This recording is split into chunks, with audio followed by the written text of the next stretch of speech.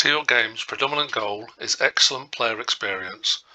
By giving players, both professional and casual, a platform that is reliable and innovative, we can ensure the company will continue to grow. Further to some analysis I undertook on the League of Fun World Championships and invitational competitions, I've been asked to present both a dashboard that shows my findings and provide some insight into what might be next for TO Gaming. While there's interesting insight in the database concerning revenue and sales and profits, I've decided to look at a different element. As Taylor Swift once said, the fans are the reason we're here, and she was absolutely correct.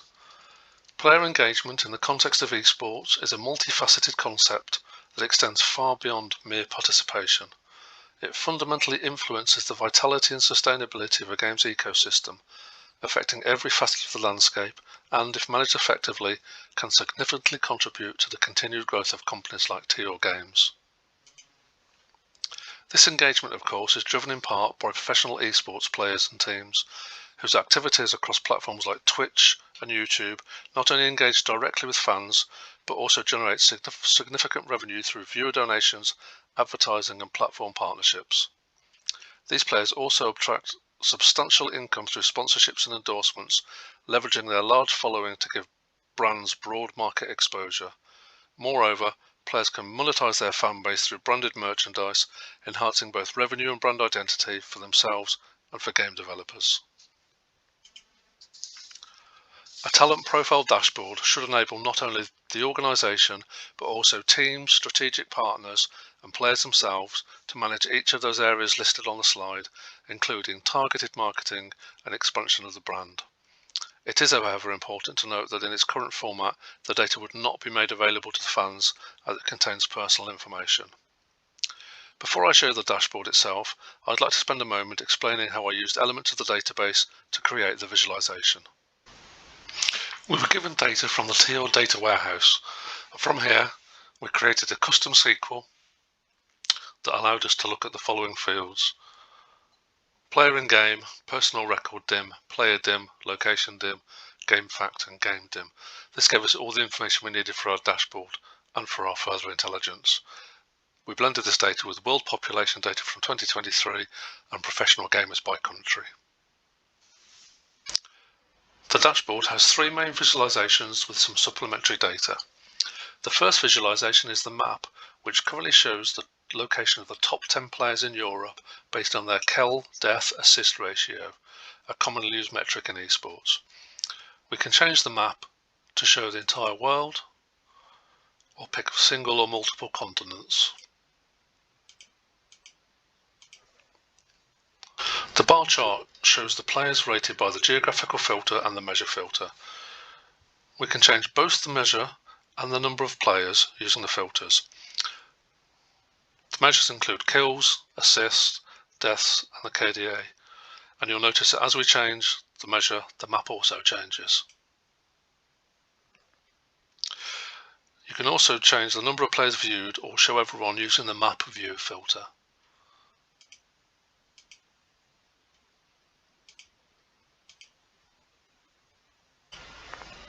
The third chart shows a scatter plot for kills and deaths, two of the most important metrics used in esports, and is activated using the interaction capabilities of the dashboard, which I'll show you later. There is also supplementary data on the dashboard, which shows important information across the top, including total players and averages, and player information along the left-hand side. As noted, there's interactivity within the dashboard.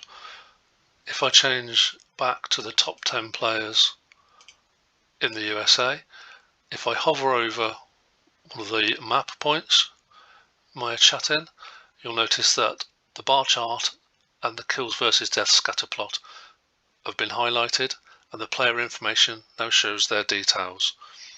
Equally, if you hover over one of the players on the bar chart, the map zooms in and the player information on the left hand side also changes. You can also filter the player information by hovering over any points on the scatter plot. So while the dashboard shows all relevant information that we have in the database, how does it answer the most important question, the so what? The easiest way to show you is with a worked example. As you'll be aware, we've only ever held one event in Asia, an expanding market. Were we to look at changing this, the dashboard would help us invite those players that would create the most local engagement. So for example, where would we hold such an event? Now, I'm not going to try and answer that question today, but simply show you how the dashboard could assist.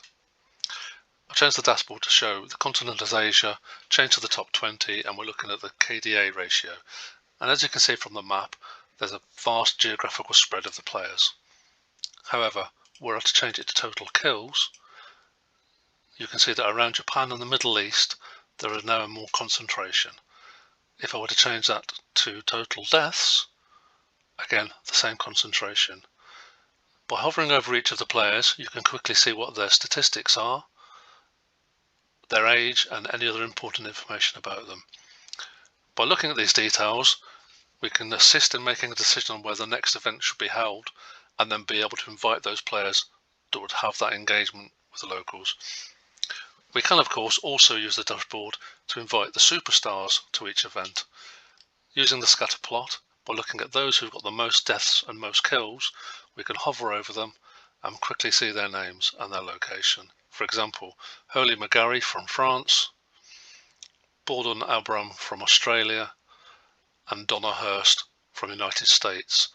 Those people who will have international names and will bring an international audience to our events.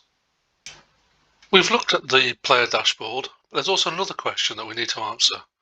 What does the future of TR Games look like? It's crucial to recognise that growth in our revenue and spectator numbers in esports does not inherently equate to maximising our potential. Simply examining the performance of our competitions and players can lead to complacency and missed opportunities. I created an infographic, which is now on screen, which shows some important data from the current esports market. The market is expansive and continuously evolving. For instance, the number of esports enthusiasts increased significantly from 121 million in 2016 to 250 million in 2024. This growth, however, is not uniformly distributed across the globe, with Asia-Pacific region dominating viewership, accounting for 57% of the total global audience, and highlights the importance of understanding regional dynamics within the global context. Furthermore, the global esports market has surged from 957 million in 2019 to approximately 1.64 billion currently, despite a temporary dip during the pandemic. This 70% increase over 5 years underscores the substantial financial opportunities in this sector. Demographically, the primary esports audience is young, predominantly aged between 18 and 34. This group represents a significant portion of the players and viewers, making it a highly attractive market for advertisers and sponsors aiming to engage in a demographic that is traditionally difficult to reach through conventional media. In summary, the esports market is not just experienced growth, it's booming with a young, engaged audience that is increasingly difficult to ignore. With the current global market valuation set to rise to 2.3 billion, esports represents not just a game, but a serious business with a substantial and expanding global footprint.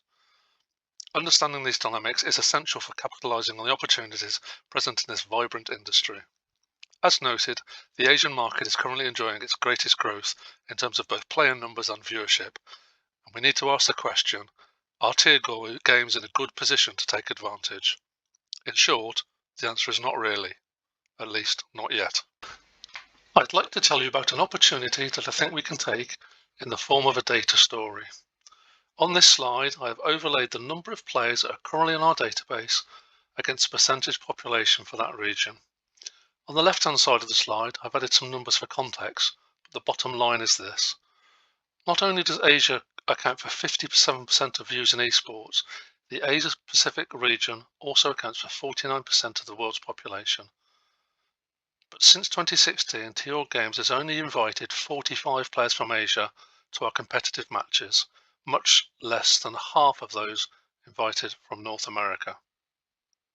More so, if you look at the data by country, both China and India represent 18% of the world's population, more than 1.4 billion people, and they each have 7 players in our database.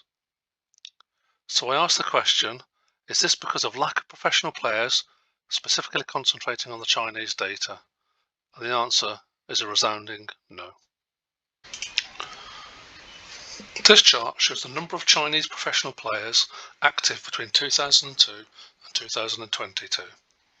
But understanding a brief history of the Chinese esports journey is important to understand the opportunity. This includes the release of Fantasy Westward Journey in 2004 and the release of Dota 2 and League of Legends in 2011. The industry has also contended with stringent regulations such as the 2018 game licensing freeze and tight restrictions on minors' gaming hours from 2019 to 2021. And despite its current commercial success, the industry is subject to strict government oversight aimed at mitigating the social impact of gaming. The COVID-19 pandemic further catalysed the growth of online gaming around the world as lockdowns and social distancing measures led people to seek entertainment and social interaction through gaming, and this was no different in China. The number of esports viewers in China was projected to reach approximately 520 million by year's end, a considerable increase from 455 million the previous year. So from 7 players in 2002, using forecasting we can see that this is set to rise to 1,823 by 2025. There are, of course, factors that could affect this: changes in government policy, future pandemics, the evolution of VR gaming, but by picking a date in the near future, we can be more confident with the data. But to take advantage of this 15% rise, we need to take action now.